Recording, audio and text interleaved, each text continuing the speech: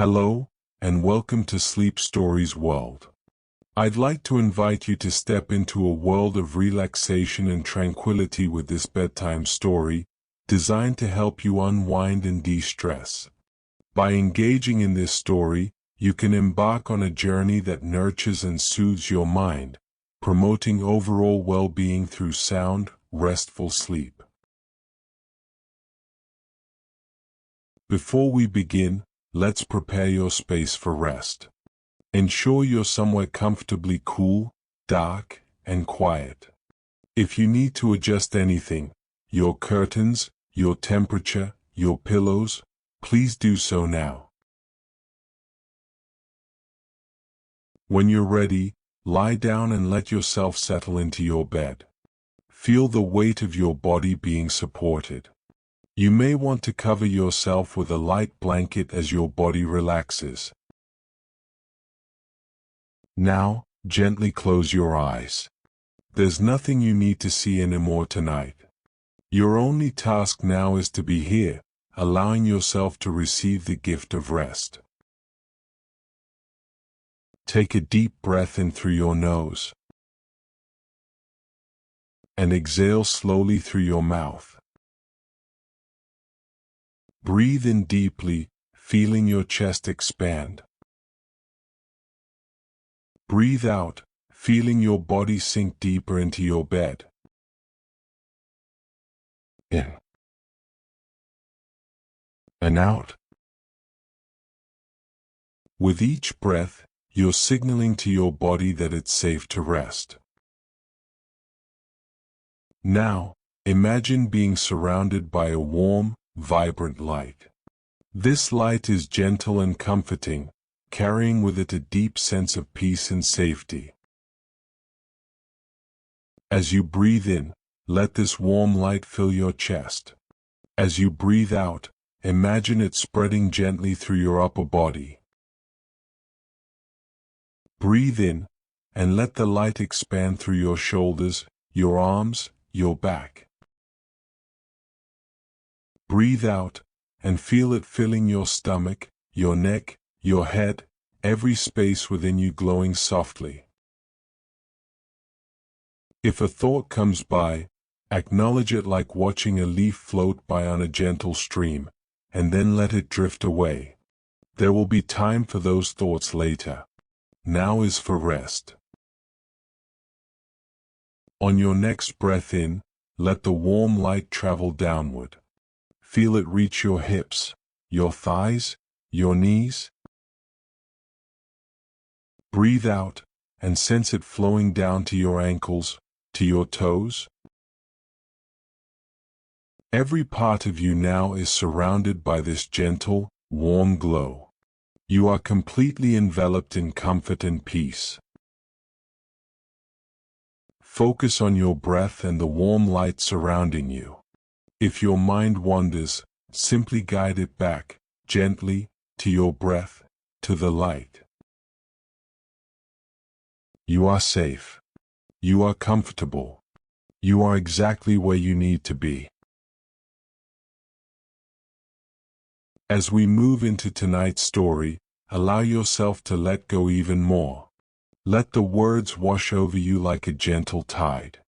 You don't need to follow every detail. Simply receive the story as a gift, a soft companion as you journey toward sleep. And now, let us begin. Nothing lasts forever. Even the longest night must end.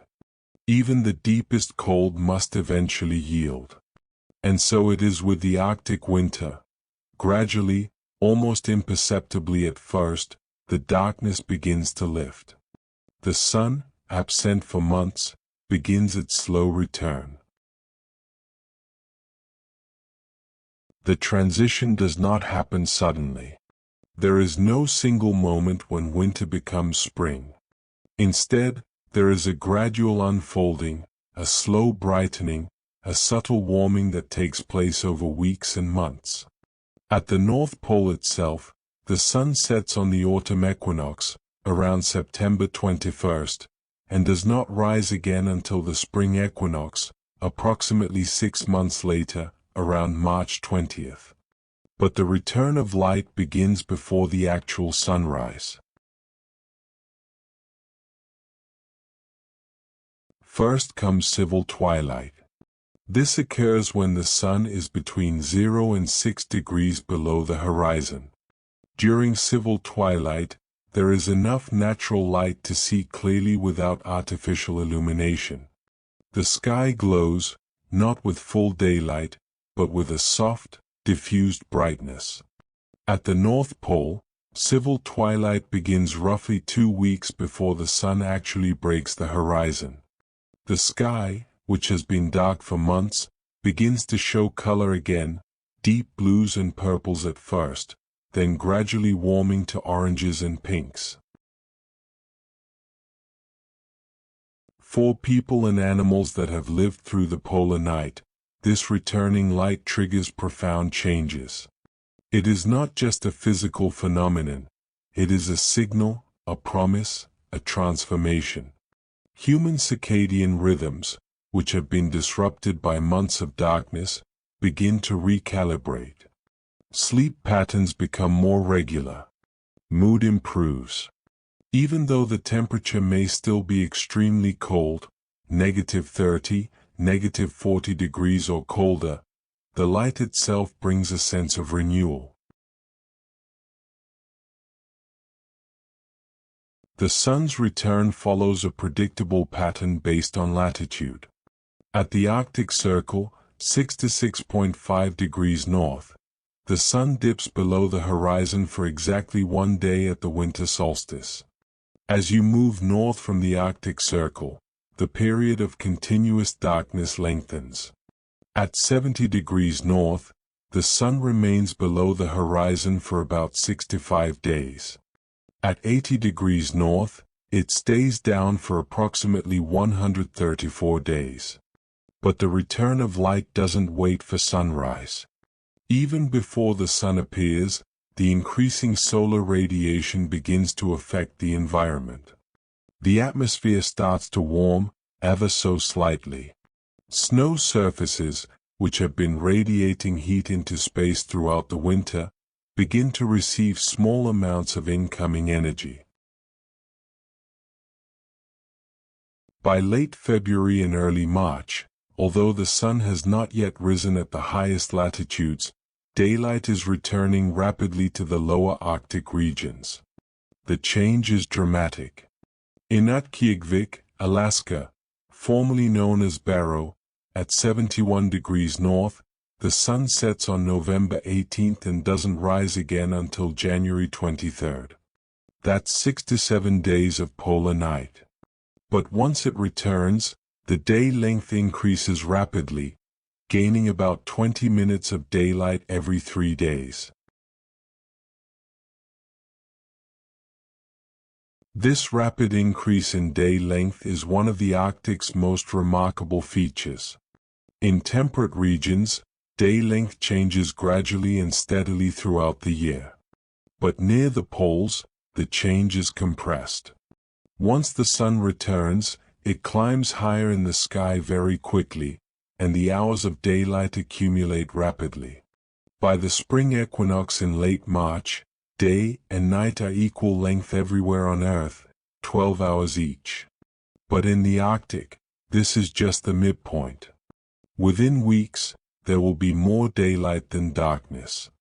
By late April, there will be 20 hours of daylight. And by the summer solstice in late June, the sun will not set at all. The polar night will be replaced by the midnight sun. But in these early weeks of returning light, in late February, March, and early April, the Arctic is caught between winter and spring. The temperatures are still bitterly cold. The sea ice reaches its maximum extent in March, covering the greatest area of ocean. Snow depth is at its peak, accumulated over months of winter storms. And yet, the light is returning. The sun is coming back. Life responds immediately to this returning light.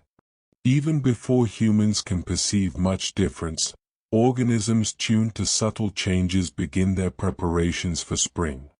The ice algae beneath the sea ice, those microscopic organisms we explored in an earlier segment, are among the first to respond. As soon as light levels begin to increase, even slightly, ice algae begin to photosynthesize more actively. Their growth accelerates, starting the process that will lead to the massive bloom in April and May. Arctic foxes, which have spent the winter in their white coats, begin their molt. The white fur, so advantageous for camouflage against snow, gradually gives way to brown or gray summer fur. The change happens slowly, taking several weeks, creating a patchy, mottled appearance during the transition. Ptarmigan, Arctic birds that turned completely white in autumn, also begin to molt, their white plumage gradually being replaced by mottled brown feathers that will better match the summer tundra. Female polar bears, deep in their maternity dens, sense the returning light even through layers of snow. Cubs born in late December or early January, tiny, blind, and helpless at birth, are now growing rapidly on their mother's rich milk. By March, they weigh 10 to 15 kilograms, 20 to 30 pounds, and their eyes are open. They begin to move around the den, playing and exploring their small, dark world. The mother bear has not eaten since autumn. She has survived the entire winter on her fat reserves while producing milk for her cubs. By March, she may have lost half her body weight. But she waits, waiting for the right moment to emerge, waiting for conditions that will give her cubs the best chance of survival. That moment typically comes in late March or early April, when the light has fully returned and temperatures begin their slow rise toward spring levels. The mother bear digs through the snow, creating an opening to the outside world. She emerges first, cautiously, testing the conditions. Then the cubs follow, seeing sunlight and the outside world for the very first time. For the cubs, this is a moment of wonder and disorientation. They have known only the darkness of the den, the warmth of their mother's body, the small enclosed space. Now they are confronted with vast openness, with brilliant white snow extending to the horizon, with wind and cold and space beyond imagination. They stay close to their mother, venturing only short distances at first, gradually building confidence as they explore this new reality. The family remains near the den for several days, allowing the cubs to acclimate and gain strength before beginning the journey to the sea ice where the mother can finally hunt and eat after months of fasting. Across the Arctic, similar transitions are unfolding. Caribou, which spent the winter in the boreal forest at the southern edge of their range, begin to sense the changing light and prepare for their northern migration. Soon they will travel hundreds of kilometers back to their calving grounds on the coastal tundra.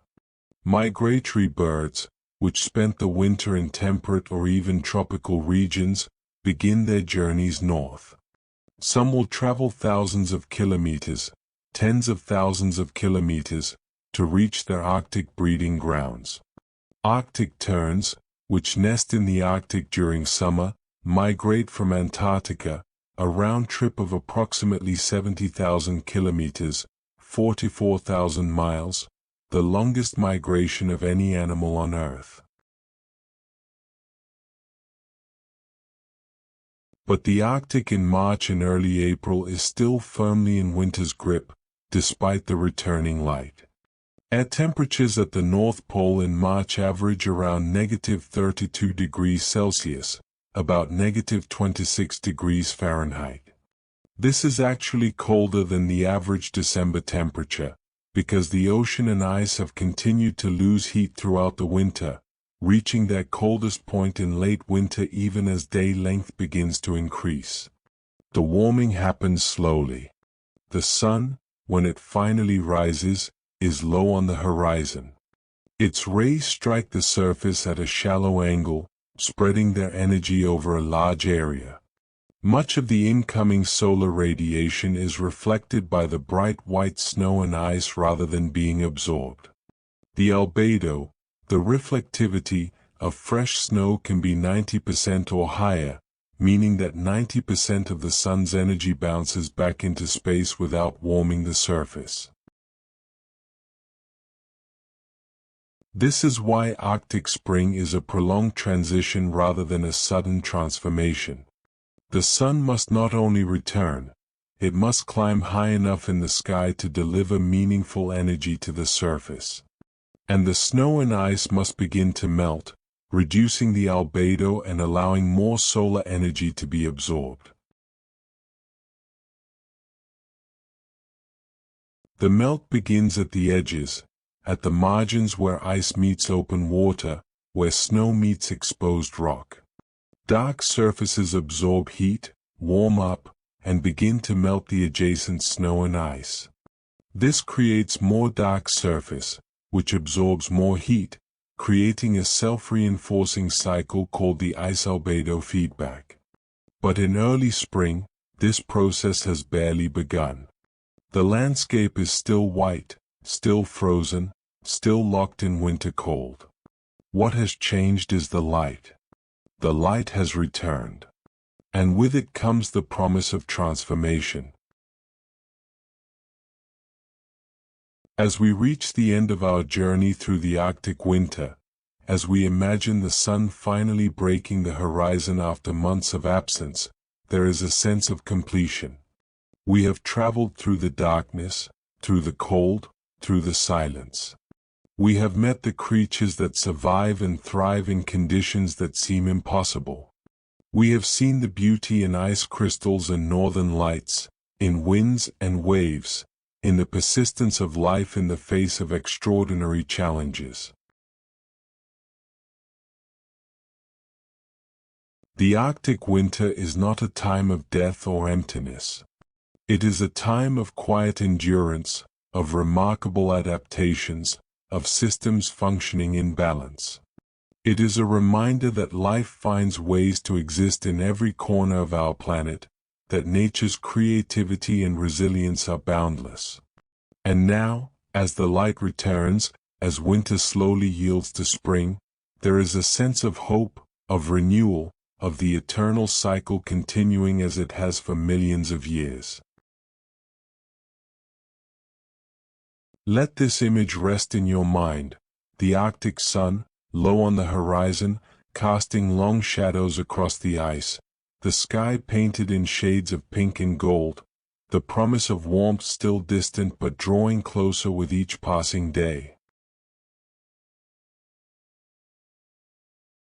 Breathe deeply, slowly, let your breath match the patient rhythm of the seasons, the slow turning from darkness to light, from cold to warmth, from winter to spring.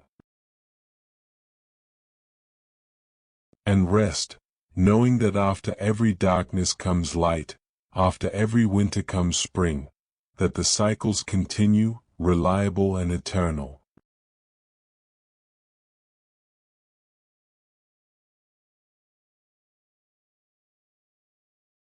Sleep well.